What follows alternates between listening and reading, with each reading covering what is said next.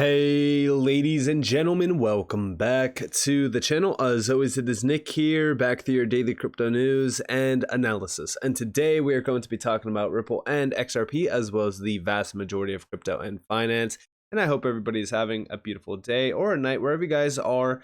I have been addressing a few things around this market in the last couple weeks. And one thing that I've been very focused on, even going all the way back to, I want to say around the fall timeframe of 2022, so a year ago, what we were addressing at that time, as we started to see the FUD picking up, we started to see FTX kind of imploding.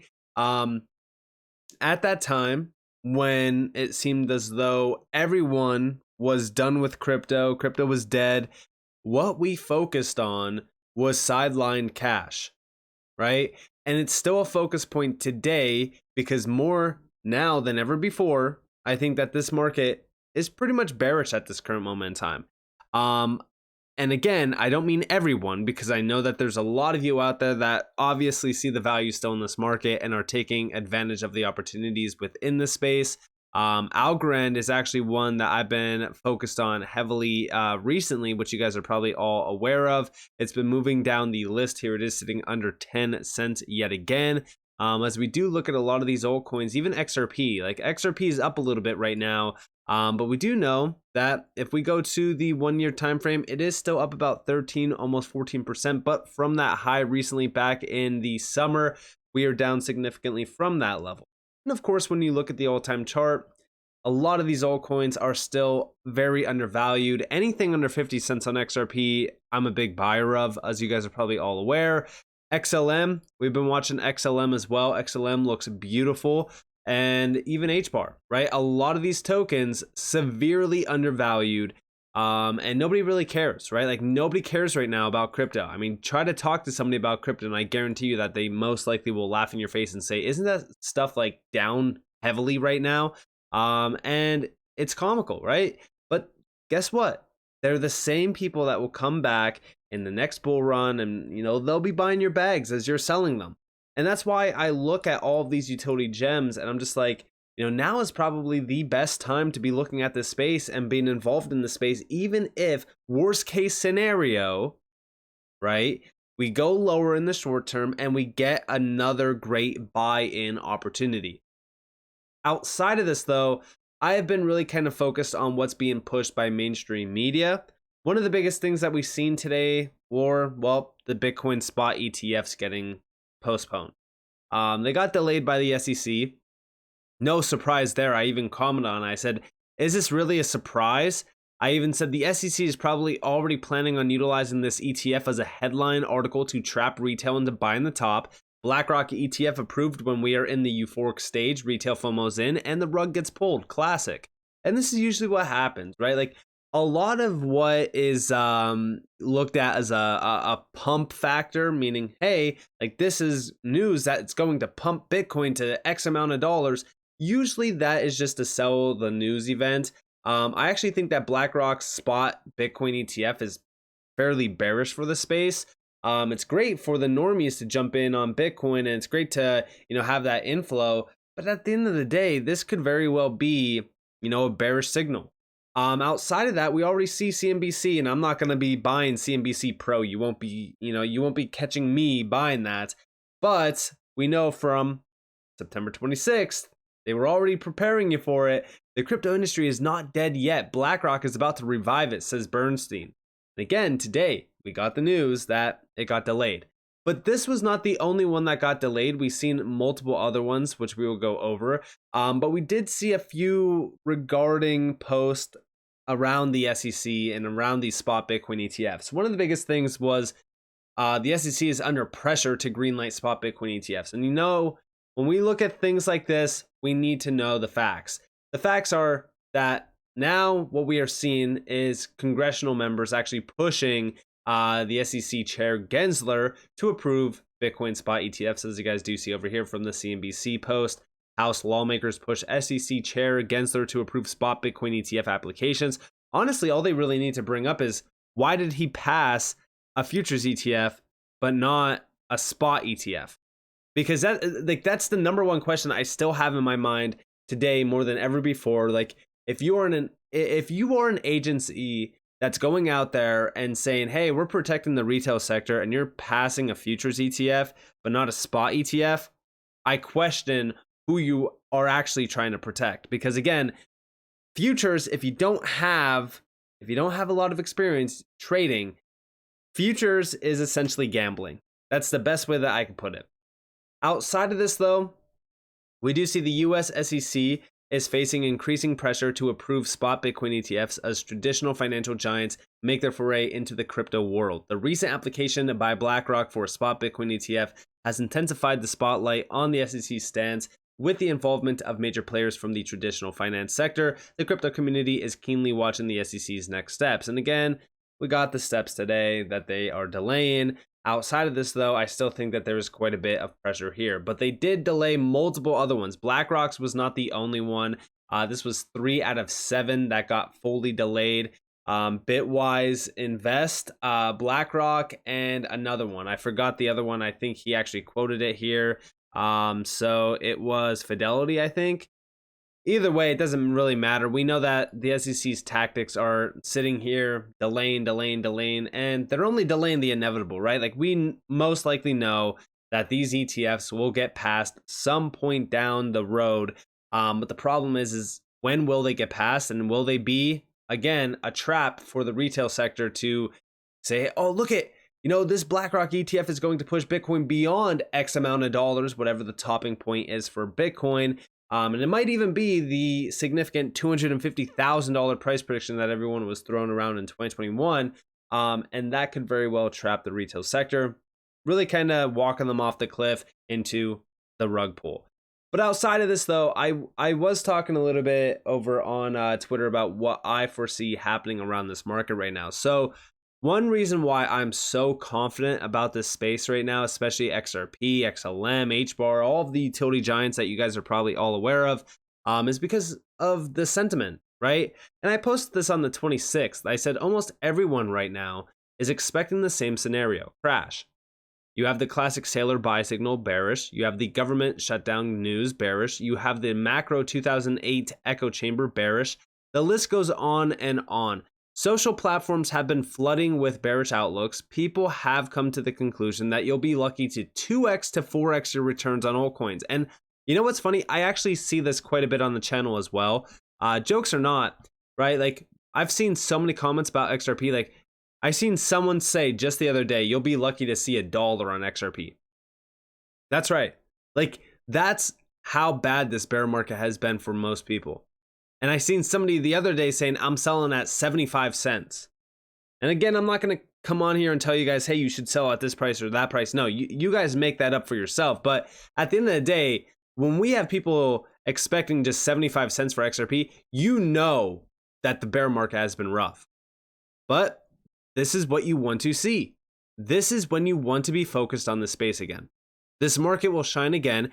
Everyone you know will be asking about crypto, and during that time, you will want to be taking profits.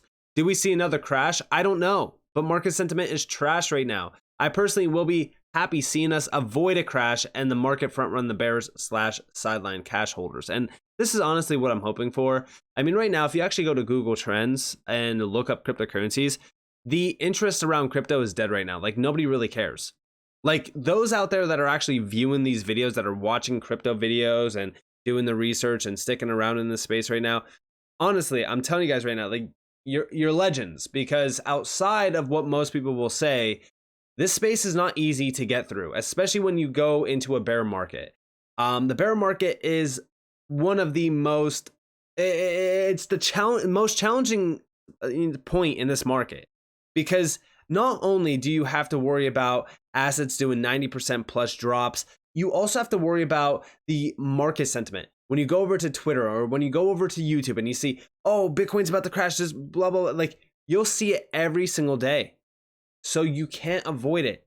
And then you have a lot of people telling, the fake news, right? Like for an example, this one over here, I just recently seen this one. Apparently Huobi has reached out to reporters claiming this is fake news, and a few asked if I have a counter statement. Here's one. These are Huobi's own reported proof of reserves and on-chain data from wallets shared with DeFi Llama. And basically they were saying that Huobi, which is one of the largest crypto exchanges. If we actually come up here and go to the crypto exchanges, when we scroll down on the list, Huobi used to be top 15, but I cannot find them. Let me just search real quick. Maybe I'm missing it. So I guess they rebrand it to HTX. Yeah, HTX. So this is the number 11th largest exchange. And people were saying that they were insolvent. That's what they were basically saying over on Twitter. And this was on the 25th. Now, I'm not going to sit here and question if they are insolvent or not. I'm just saying, like, we usually see this type of news combined with like the Binance news, like all throughout the summer up until now, Binance was being targeted every single day. And what we see with a lot of this news coming out around insolvency, it's usually fake. Because even during the FTX situation, if you guys were around during the FTX situation, we seen crypto.com, they were going to go under, they were insolvent. Coinbase was being questioned, Binance was being questioned. Like you've seen so many exchanges being targeted and saying like they're insolvent, they're the next to go. And guess what?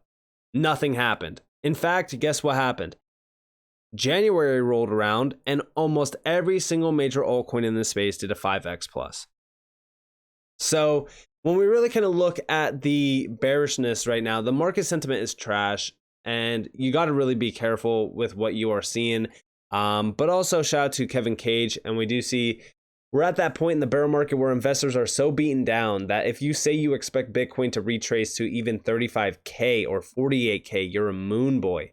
That's only 30 to 77% from here. We've seen crazier moves in crypto. The last two bear markets, Bitcoin retraced from its all-time high to the 618 before their halvings in 2016 and 2020.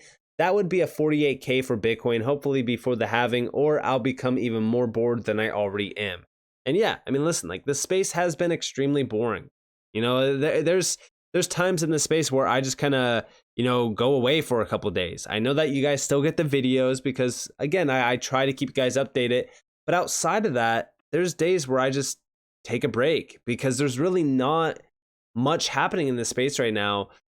Price action wise, right? Like we still see fundamental updates. We still see a ton of news behind the scenes, but price wise and things like that, like there's really not much going on. It's just sideways. And it's the most painful thing for the most of the retail sector because impatience, it really is a killer. But outside of this, we do see literally this, a $500 billion market sitting in the midst of $100 trillion in global equities. It's like a sailboat in the ocean right now. It doesn't take a tsunami to make it move. And this is Credible Crypto. And he's quoting, right? He's quoting Josh, Bitcoin Collector 345. And he's saying, people seem to forget Bitcoin is a $500 billion market. It can make big moves with or without a spot ETF, money printing, low interest rates, etc. And here you guys have, without an ETF, on what Bitcoin has done in the past, right? When you really kind of look at what has happened around the space, it's truly remarkable. It's truly like, and a lot of people think that we need driving factors. We really don't need driving factors. And here you guys have, I think one of my pet peeves here, so to speak, is the amount of people that rely on everything but the Bitcoin chart to form their biases on the Bitcoin chart. You bullish on Bitcoin? I don't know. Let me check the dollar chart, the Dow Jones chart, the SPX chart, liquidity chart, bond chart, interest rate chart, and I'll let you know. Your primary focus, in my opinion, should be the Bitcoin chart, with other charts used to add confluence/support to your primary idea derived from the Bitcoin chart itself, not the other way around. And we do see at times like this, when I feel FOMO, I open the global liquidity chart and calm down and remind myself that it's just too early to be bullish. And again, like this is what most people are anticipating, right? Like they don't think that Bitcoin can do anything. They don't think that this market is going to do anything. You know, I want you guys to realize, you know, during March of 2020, we've seen people calling for significant lows. And guess what? Nothing happened. In fact, we blew right past any of those lows in just a matter of months, and we were already at a massive new all-time high by December of that year. It took 9 months to go to a new all-time high. That's how fast this market can change. And XRP is a great example of this as well. When you actually look at XRP, nobody was anticipating XRP to have this big of a move. I mean, think about it, right? Like from 40 some cents to 80 plus cents. And I know that we hit 92 cents on most markets. Like we nearly doubled in value overnight, essentially. And that's how fast this space can move. Yet most people are still doubting how fast crypto moves. Like this is an extremely volatile asset class. Anything is possible. And remember how much money is stuck on the sidelines. $5.64 trillion in money market funds. Retail alone account for $1.4 trillion within that. Think about how wild that is. And the total amounts, if we actually scroll down here, you could see them. Retail is about 2.1 trillion. Institutional is about 3.5 trillion. That's a massive amount of money sitting on the sidelines. Over $5+ trillion. So when we think about this, and by the way, money market funds are betting on a recession, right? Like what if we avoid the recession altogether? Where does that money flow? Well, either it flows into stocks, it flows into crypto. It doesn't matter, right? We just know that that money has to go somewhere. And, are we going to see a massive crash? Most likely, right? We most likely will see it. But I still think that we see a major run up in the markets before that actually happens. It just makes sense to have that melt up while the sentiment right now is so trash where everybody still thinks that we're about to crash and nobody has any sign of hope at all. And listen, it's not about hope either. It's just about the idea that like people still think that XRP's biggest move this bull run is going to be 75 cents to $1. Like how laughable is that? So with that being said, I believe that something very, very big is on its way in terms of this market changing. It could very well be ETFs. It could be as simple as just Bitcoin making big moves. But I have been prepared. I've been waiting for the big moves to happen. I've been looking at the utility gems in the space and accumulating as much as I possibly can while we still can. And I hope that you guys are out there really kind of sitting here and saying, you know what? There's no point in being extremely bearish. What's the worst case scenario? What's the worst case scenario? We have another low. We have to wait a couple more months. I mean, the Bitcoin halving, the 4-year cycle, it's nearing. And if we're going to follow that same cycle, and if nothing is different, then we're getting pretty close. So with that being said, I hope that you guys enjoyed this video. If you guys did, definitely leave a like, subscribe, turn notifications on because I'm free content. You guys are more than welcome to follow me on Twitter and join the free Discord in the description below. And with that being said, guys, this has been Nick. Peace out.